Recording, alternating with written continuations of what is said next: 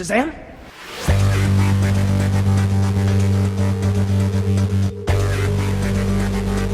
Peacemaker. What a joke.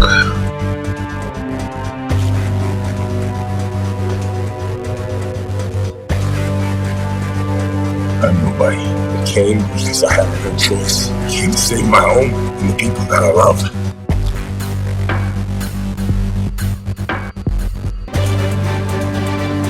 Truth, justice, the American way.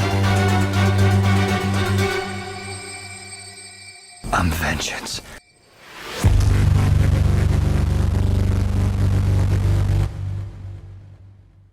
Hello and welcome to Elseworlds, a DC fan podcast. My name is Jordan Wiegand, and we are going to be talking all about the latest news and rumors of the DC universe. James Gunn had to come out and make a statement as some of this stuff was getting canceled left and right. So we'll talk about his statement. We'll talk about what he posted on Saturday and answered some people's questions. We'll kind of look ahead at that. But that is the main gist of this episode this week. I don't know. I think the last one we did was about Black Adam, right? But I'm not sure on how long this episode is going to be. We're just going to kind of dive into the big news. But what I do want to do, since I did not get to do this since then, but we did lose Kevin Conroy about a month ago, I guess. The voice of the legendary Batman in Batman the Animated Series, Justice League, the Animated Series, Justice League Unlimited, the Arkham games. He was the voice. He's going to be the voice in the new Suicide Squad game coming out. He was my Batman growing up, so it was just such a deflating day when we got that news that Kevin Conroy had passed. So, just unbelievable. When you start getting to this age, I feel like I'm only 31. But it seems like when you get to this age sometimes, you start losing some of those people you looked up to as a kid. Famous actors, voice actors, athletes, some of that stuff you're like, wow. It goes fast. Life is going fast. But yeah, we're going to talk about the DC news that came out. Borys Kit, he writes for The Hollywood Reporter. He does a Heat Vision blog every Friday, and he did one this Friday based off all this stuff that was coming out this week or last week. And it's important. I'm shouting him out, and I'll put the link in the show notes if I can remember that. I'm shouting him out because he did a great job recapping it, or else I would be sitting here for an hour or two going over all these articles. He talks about all these articles and kind of really truncates the news into a nice bite-sized, I guess, piece. So we'll talk about his article here. So he was talking about, Gunn and Safran have become the heads of DC Studios. And there was an article by Variety on, I don't know, like maybe Tuesday or Wednesday, which Variety was saying that Black Adam would lose money theatrically. Dwayne Johnson hit back saying that's incorrect. He was using a Deadline article to refute that. So things were kind of getting messy there. Then I think it was Wednesday or so that the news broke that the Hollywood Reporter had a story that Wonder Woman 3 was not moving forward with Patty Jenkins. It had a lot of other details, is what he says, and issues that were facing Gunn and Safran.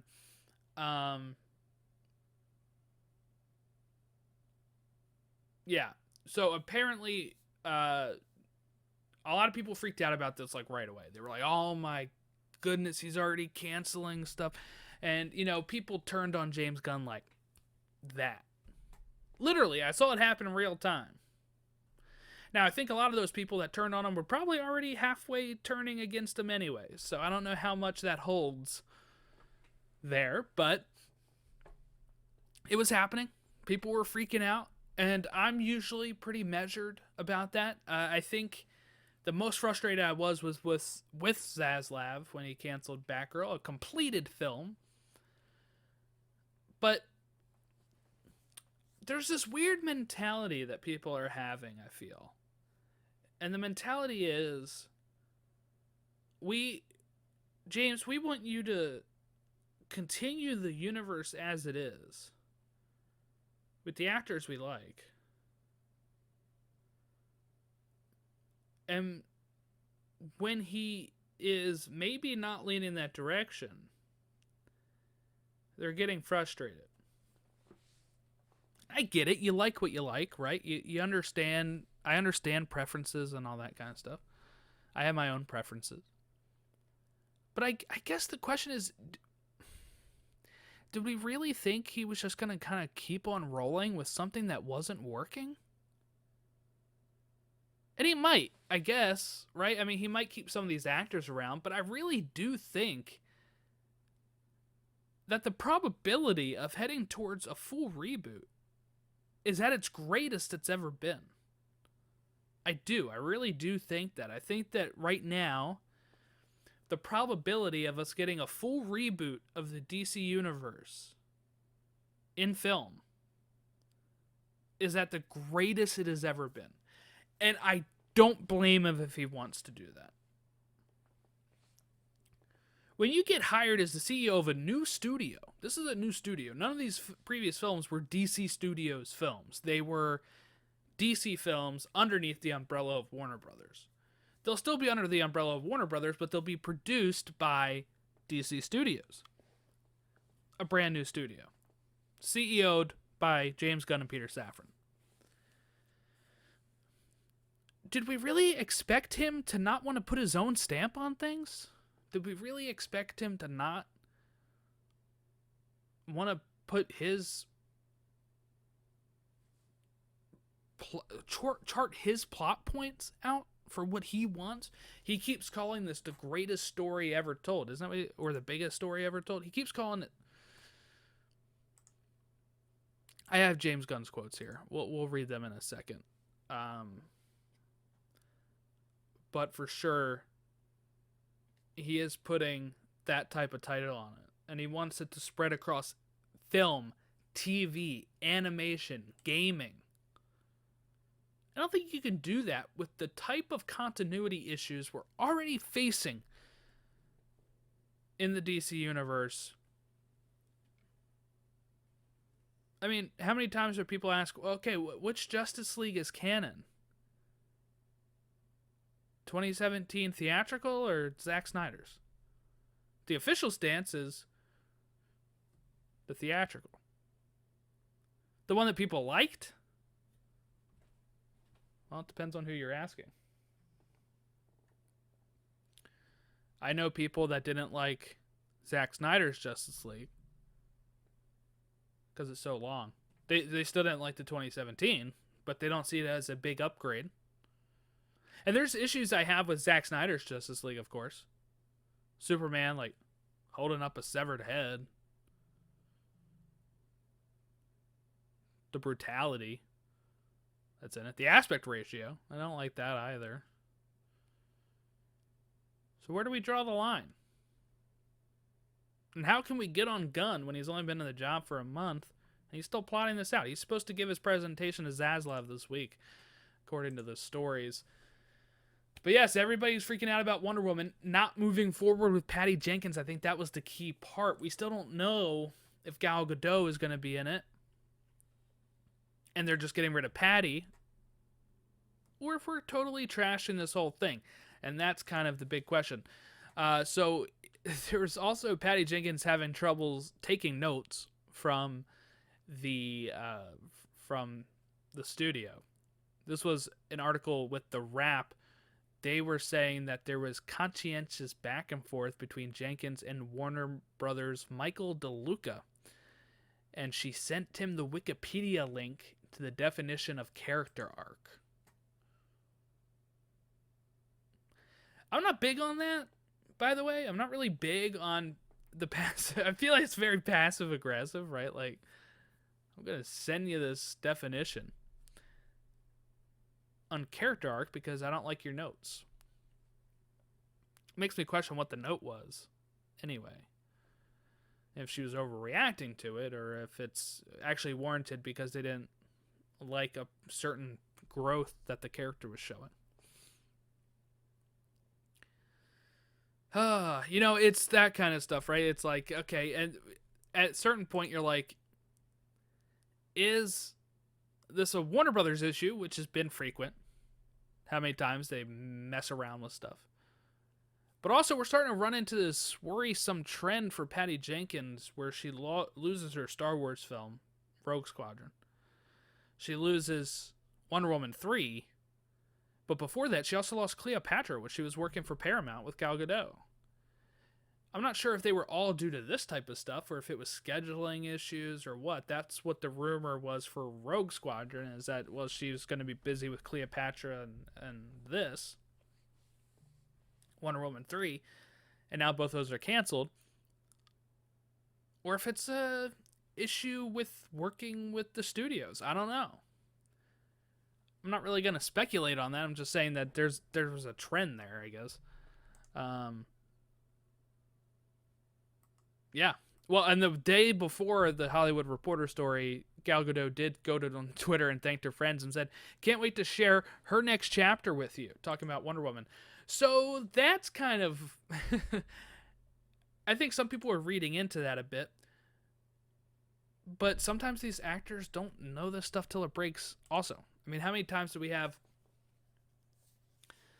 people retweet a story and say, wow, I guess this is confirmed now, and then it's like, oh, it wasn't confirmed, I read a wrong thing. Actors do it too. Rosario Dawson did the same thing with Hayden Christensen coming back for Ahsoka. We don't know if Hayden Christensen's actually in it or not. This was before they started filming, but this report came out and she ran with it. And then Lucasfilm had to come out and say, oh, that's not related. So, who knows? Who knows? Could have been something Gal did without knowing, or maybe she did know and she's trying to drum up some excitement. It's interesting. We don't really understand. We don't really know what's going on with that, I guess.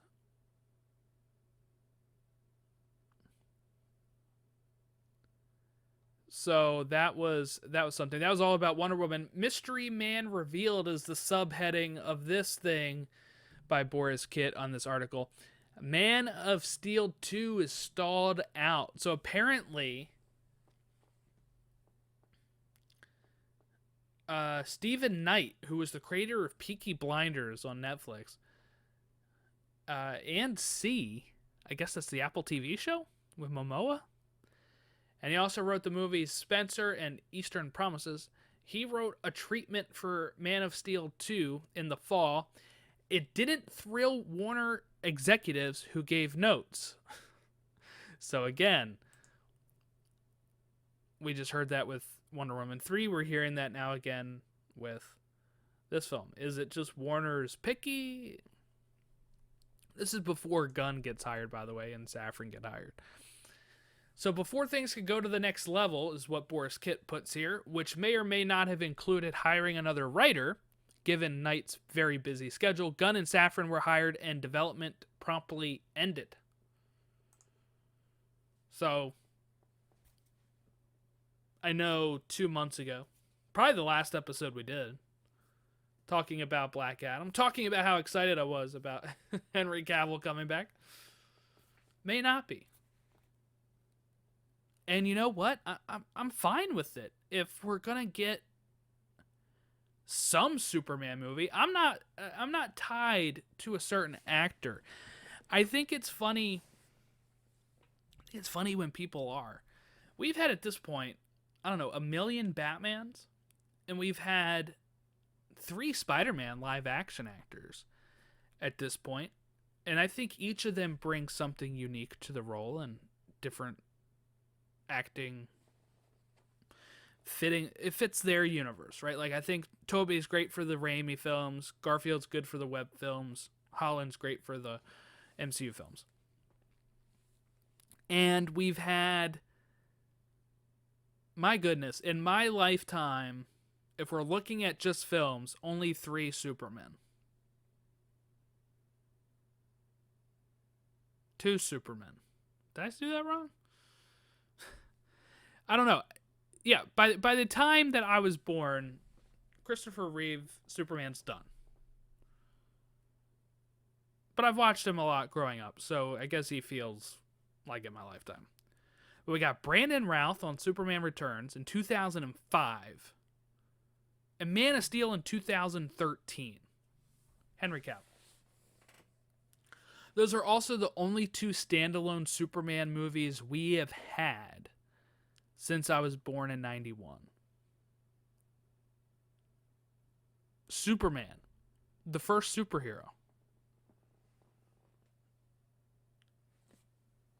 The most well-known superhero. This guy. We've only had 2 films. And that's insane.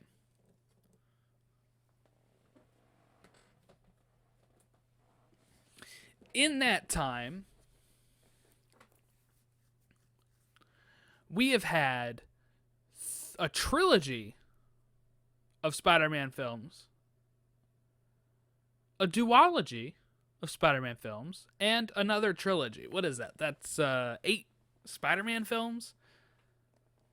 And actually, that's only in 20 years. This is the 20th anniversary of Sam Raimi's Spider-Man.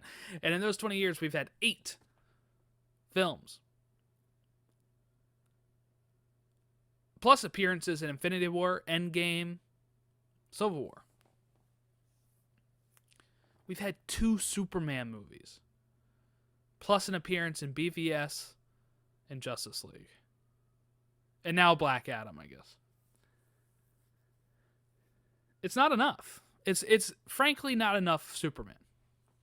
So if we are going to get Superman, then I'm fine with benching Man of Steel 2. I'm not tied to Cavill. I'm not tied. If he wants to come back for it, if Gunn's going to have Henry Cavill back and it's a new iteration or whatever, that's fine too. I don't care. I frankly just want Superman on the large screen. Now, Superman on TV has been a different story. I grew up with like Dean Cain on Lois and Clark. We've had Tom Welling as Clark Kent on Smallville. We now have Tyler Hoechlin on Supergirl and Superman and Lois, which I'm assuming is probably ending at the end of this year, right? I don't think it's going to go past season 3 with the way everything's getting canceled. We'll see. But we've had good Supermen. And so we've had a few more on TV than we've had in film. And I know what you're saying. Well, you know, Man of Steel did well, but it didn't do like gangbusters. But that was also like really before the big blow up of superheroes, right? Like that was a year after Avengers. If you look at the box office of films after Avengers, I mean, it only kept going up and up and up. And I think if they had went with Man of Steel 2 instead of BVS, I think it probably does better than Man of Steel 1. Depending on who you directed and everything. But and how good the story is. But, you know, look at Captain America 1 in 2011. And then look at how well Civil War did. Or even just look at how much better Winter Soldier did. There's layers to this. And it's just mind-blowing that, unfortunately, we have not had so many Superman. Well, here's the thing, too, that they were reporting. Borys Kit is reporting. Former head of DC Films Walter Hamada was also planning on a long-range plan to return Superman and Cavill back to the DC cinematic fold. Sources tell us that cameos in forthcoming movies of DC next year would have breadcrumbed to a giant tentpole movie inspired by the now classic Crisis on Infinite Earths comics from the 1980s. Dwayne Johnson, however, had his own plans and muscled his own Cavill return. We talked about that. This, again, is kind of mind-blowing that they were already trying to build up the Crisis on Infinite Earths. It's way too soon. You've done barely any of the legwork, and that has been the mantra of DC films. What do we do after Man of Steel? Well, we're going to immediately introduce Batman and Wonder Woman and Doomsday and Lex Luthor in one film. And set up the rest of the Justice League. We're going to do that in one movie. Which is crazy, frankly. So I'm thankful that we're not going to get probably some half-assed version of Crisis on Infinite Earths. They needed to build up to this stuff. And it sounds like under James Gunn, they probably will. So there was also this rumor after Wonder Woman 3 got canceled that there was a Batman Beyond movie that just got canceled that was going to be written by Christina Hodson, who wrote Flash and Batgirl. So she apparently pitched her take to the studio executives, had them very excited, and they had actually commenced writing of it, and then 2 weeks later, the hirings of Gunn and Safran came in, and she was told to stop. And that they were trying to bring back Catwoman, maybe even Michelle Pfeiffer for that. And again, here's my question on this. From what it sounds like, it wasn't going to be futuristic, and it wasn't going to have Terry McGinnis. If that's true, then it's not Batman Beyond. So, for me, again, if we were going to get a half-assed Batman Beyond film starring Michael Keaton, I don't want it. Do it right. And it seems like it's these ideas that they have that are like, oh, that's cool, we can do that. But they're not actually thinking it through fully. You can do an Elseworlds Batman Beyond film, or you can build up to it over time. Probably the two ways you can do it. Okay, so that's all of Borys Kit's story from Friday. But James Gunn had to address this on Thursday. So he puts on Twitter. So, as for the story yesterday in the Hollywood Reporter, some of it is true, some of it is half true. Some of it is not true, and some of it we haven't decided whether it's true or not. That's the first tweet of a thread. Very interesting he decided to come out. I didn't think he would. I thought maybe he would say, you know, he does debunk stuff a lot, but I thought maybe as a DC figurehead, he would do that less, but I'm enjoying him continuing to do it. Here's the second tweet in the thread. Although this first month at DC has been fruitful, building the next 10 years of story takes time, and we're still just beginning. Peter and I chose to helm DC Studios knowing we were coming into a fractious environment, both in the stories being told and the audience itself, and that there would be an unavoidable transitional period as we moved into telling a cohesive story across film, TV, animation, and gaming. But in the end, the drawbacks to that transitional period were dwarfed by the creative possibilities and the opportunity to build upon what has worked in DC so far and to help rectify what is not. Pause here. I like that. It sounds like there is the possibility of taking some stuff that worked. I would assume actors. That, Margot Robbie, as Harley Quinn. Stuff like that. We know we're not going to make every single person happy every step of the way, but we can promise everything we do is done in the service of the story and in the service of the DC characters we know you cherish and we have cherished our whole lives. As for more answers about the future of the DCU, I will sadly have to ask you to wait. We are giving these characters the stories, the time, and attention they deserve, and we ourselves still have a lot more questions to ask and answer. Great statement from James Gunn. I know some people said, well, he didn't even really say anything. I think that laid it out as plainly as you can without actually saying, okay, here's what we're working on. That's my thought anyway. I think it's very clear. Great. We can build off what we like. We can fix the stuff we don't like. We're going to have this spread around all forms of media. I like that a lot. I do. Okay.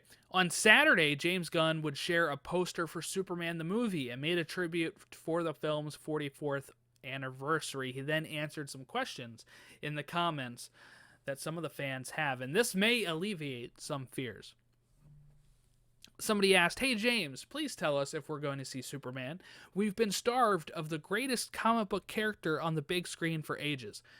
James Gunn's response was, yes, of course. Superman is a huge priority, if not the biggest priority. And as a Superman fan, that makes me feel really, really good.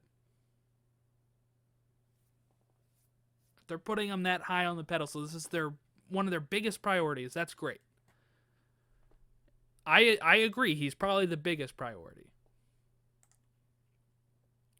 Somebody else asked James, what about Green Lantern content? James Gunn says, important. One word answer, but it is important. And all of these pictures he's always sharing has the Trinity. Superman, Batman, Wonder Woman, front and center. I think both of the pictures he shared have come from Kingdom Come. Is that where they're heading? We don't know. But there was this segment on Reddit and on Twitter that said, oh great, so we're going to get Lobo, which is rumored to be Jason Momoa after Aquaman taking the role of Lobo. Batmite, because he's name dropped in Peacemaker, and Peacemaker. And that's going to be the head of our Trinity. Some people actually thought that. James Gunn has always been clear on who he really likes. He loves Batman. He loves Superman. These characters are going to be important. The Justice League is probably going to play a really big part in this greatest story ever told, or the biggest story ever told, as James Gunn calls it.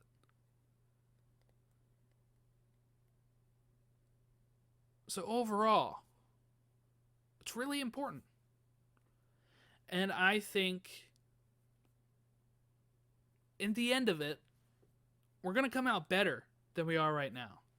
And for all the people worried about James Gunn humor or style, he's not directing every one of these films. He's going to hire directors. He's charting out the plot right now. The guideline, the map, the road map. And then he will hire people he think can fulfill that vision. He's probably going to be one of the most friendly, director-friendly studio execs around. He knows the frustrations of working in the Marvel system.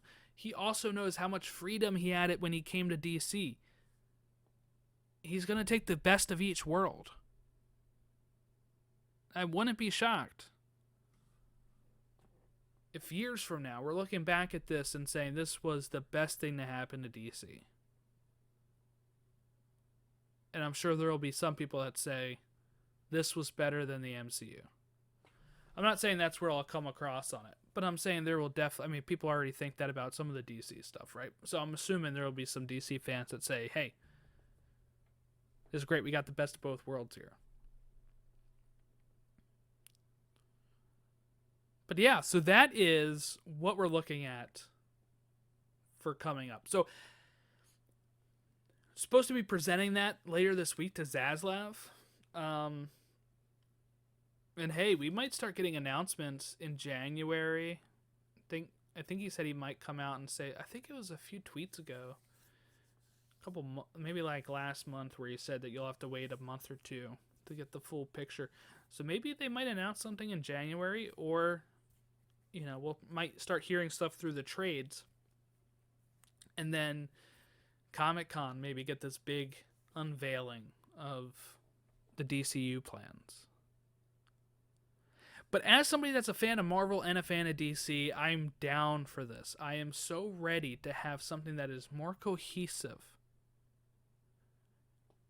and somebody that just loves these characters so much in charge of DC and building this huge 10-year plan. This is what it's all about.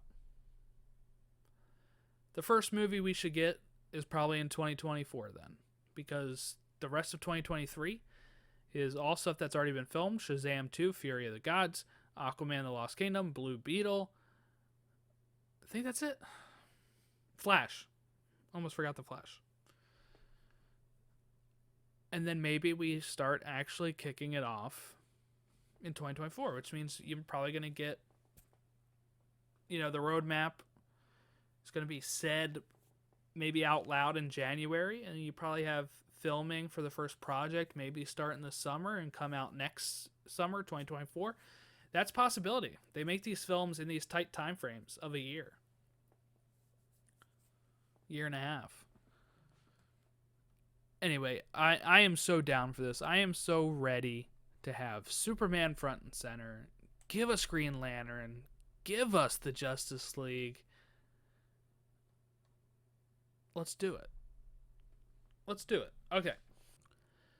So I was ending the podcast at that point, but then I was supposed to upload it today, Wednesday, and then some more stuff had come out before I finished editing. So I decided I would record this little addendum and put it in kind of here in the middle before I wrap up and give the socials on where you can reach us. So a few things happened. Patty Jenkins has tweeted out a response on Twitter refuting the claim that she walked away from Wonder Woman 3 and that she had left Rogue Squadron because she didn't want to delay Wonder Woman 3 any further. And then Lucasfilm had asked her to consider coming back to Rogue Squadron after Wonder Woman 3, which she was honored to do, so she agreed, is what she wrote. So they made a new deal with her, and in fact, she's still on that project, and it's been in active development ever since. She doesn't know if it'll happen or not. We never do the development process. We never do until the development process is complete, but I look forward to its potential ahead. Perfect. Loved it. She also talked just, about the wonderful journey of making Wonder Woman and stuff. James Gunn responded to this and is trying to squash some of those rumors as well. People is taking his tweet kind of oddly. Seems pretty clear to me. I can attest that all of Peter and my interactions with you were only pleasant and professional. So he's dispelling the rumors about her being not professional. Some people have said that was him throwing shade. I don't really get that. I think that is just him being open, refuting some claims, helping out a director, all that kind of stuff. He knows how this business can be. So that's what I take from James Gunn coming out and saying that here. Then we had an article from the Variety today talking about that Aquaman 2 budget is at like $205 million and has ballooned so much that when it came to time for reshoots, they had to cut down the reshoots. So that's not good, right? And this is the problem DC has been having with their films. The problem that DC is having with their films right now is that for some reason they're costing an arm and a leg. Black Adam is what we're gonna probably say is probably gonna lose some money or gain just a little bit of money or finish dead even. That's how close it is for Black Adam right now. And the issue with that is because you might say, well, why was Shazam considered a success then if it's making the same amount as Shazam? Because Shazam cost like half the cost of Black Adam. For what, you know, you can probably, COVID is probably a reason. COVID has ballooned budgets for some of these projects because of, you know, always having to test or having to create more, you know, shorter days, or, you know, having to restructure stuff due to people testing positive. All this kind of stuff has ballooned some of the budgets for post-COVID releases. Now, that's becoming a problem. If I think Black Adam was about 200 million, Aquaman's now at 200 million, and I believe the Batman was even less. I think Batman was less, and it looks great. I'm not sure how Shazam: Fury of the Gods went. Flash has got to be over budget like crazy with all the reshoots, all of the production issues that movie has had. I'm assuming the Flash is probably around 200 million as well. And the issue with that, when your budget balloons that much, the cost, the goal to become profitable balloons as well. And right now, with the post-COVID releases, anything other than Top Gun and Marvel just hasn't been performing to pre-COVID standards. Even Black Panther: Wakanda Forever is not performing at a Black Panther level. Spider-Man: No Way Home was, and I think that made everyone think that, hey, theaters are back. We've got this. Theaters are back. And then you also had, you know, Top Gun, and people were thinking, oh, we can do this. But those are really becoming the outliers at this point. It's not becoming the norm like it was before COVID hit. You know, Endgame and Infinity War cost a lot of money, but they also became super huge. They made that money back, no problem. Black Adam is not. You know, it's been doing well on digital. It's probably gonna do okay on physical releases, but it's not gonna be enough to warrant a sequel, unless if they do like a Superman versus Black Adam, or Superman. Or Shazam 3 with Black Adam in there. But then you come across the issue of, well, what does James Gunn and Peter Safran want to do? Because let's not forget, I know we focus on the James Gunn part of it so much, but Peter Safran is a co-CEO, and he did executive produce Aquaman, Aquaman 2, Shazam 2. I think he may have been credited on Black Adam, I'm not sure. But on a lot of these, Blue Beetle, on a lot of these newer projects coming out, Suicide Squad, Peter Safran has been an executive producer.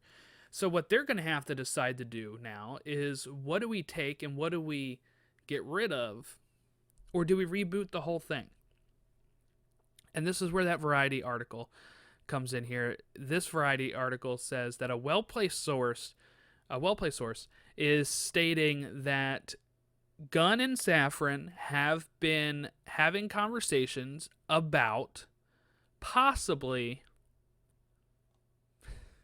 and this is where it gets a little sticky with them just saying these kind of like vague terms, I guess, right? Possibly bringing in the Robert Pattinson Batman as their Batman. And I've seen a few people very confused about this. People saying, well, why would you bring Robert Pattinson into the DCEU? He doesn't fit. Remember, the DCEU is gone. It's actually going to be called the DCU. And what I would assume here is that we're leaving a lot of this stuff behind, right? The Zack Snyder DC universe is dead. You might get some of the carryover, some of the cast, some of the stuff like that, but what I would assume is that this is dead. And if they were bringing Robert Pattinson in, it would be building off of the Robert Pattinson, Matt Reeves, the Batman, and building out from there. I've seen a few people on Twitter as well say, well, you're going to limit yourself if you get that Batman. because he's, in a more grounded universe or whatever. There's still some very fantastical aspects of the Batman. The Gotham City looks way more gothic than a real city. I get that, like, Riddler and Penguin are very, like, realistic, and the way that he wears his bat suit is very realistic, I guess. But I don't see an issue with building the universe out from the Batman. When people say stuff like that, it makes me wonder, and I know some of these people read comics, I follow them, right?